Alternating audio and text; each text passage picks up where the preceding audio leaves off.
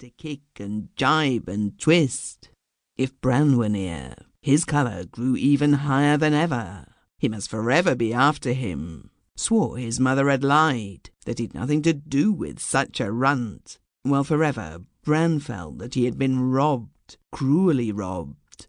If there was not enough of Agar to make 2 men, there was enough to make 1 man and a half, and that half, if God had but been fair, would have gone to swell his own slender shape, to lengthen that right leg an inch shorter than the other, to provide muscle, blood, some of the flamboyant, arresting colour of his twin. Look what Agar robbed him of, 1/2 of the flesh and bone that should have been his. His belief in God, for if there was a God, how could he have looked on, seen him robbed in the very womb?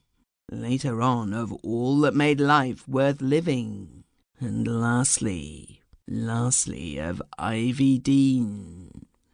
During the boy's childhood there was no school nearer than Rye, and they walked to and fro each day, taking their dinners with them. Between leaving home in the morning and his mother's goodbye kiss, the last sight of her waving her hand, and the return during the late afternoon, there passed each day a long and complete, and at times most dreadful life for Bran Yeld. He left home each morning a child, afraid, but refreshed by sleep. He returned each evening old and grey-faced with misery. The walk to school was not so bad. The bigger boys, always as it seemed Agar was one of the bigger boys, lurked along the side of the dikes, chasing the sheep, throwing stones at the water rats and moorhens, seeking for birds' eggs, for pig nuts, for watercress. The first hours at school were not so bad. There had been Ivy Dean walking by his side, and now she was there on the same bench. They went up and up together, while Agar remained stationary, sullen, scowling. "I'd darn well lick the kid if I'd a mind to such flimsy goody-goodying," he said. But he never did lick him, not in class anyhow. He took it out of him on the asphalt playground at the mid-morning break, behind some rick or hedge at the dinner hour. It was not only that he bullied Bran, he shamed him, forcing him to kiss his big toe as though he were the Pope, to eat food that he had spat upon, in front of Ivy Dean too. Worse than that, on the way home he would twist his finger in the girl's lint-white hair, while she screamed to Bran to deliver her.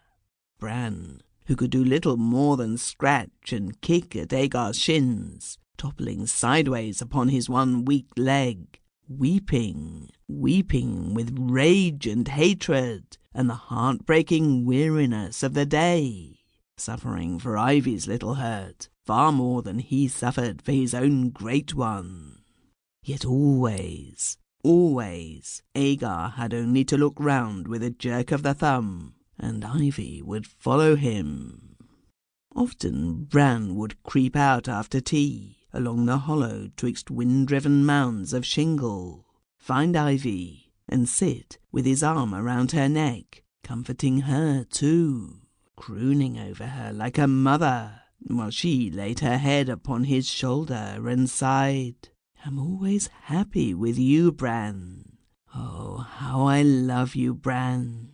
Don't let Agar come a-nigh me.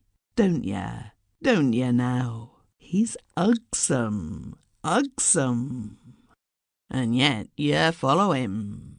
"I dinna follow him 'cause I'm lief, but 'cause I must. I'm feared of him, Bran Yeld. Feared of him as my teeth are all feared of lemon." "Ye go with him." It was hard for him to be hard to her, and yet he persisted. It seemed as though there was something that he must get at. "But I'm not lief to go with him. Oh, Bran, I'm not lief to go with him. Strike me dead if I am." She would draw back a little and look at Bran, and he would know that she was speaking the truth. She paled at the very thought of Agar. "He tied up a puppy as he found wandering," she breathed one day close into Bran's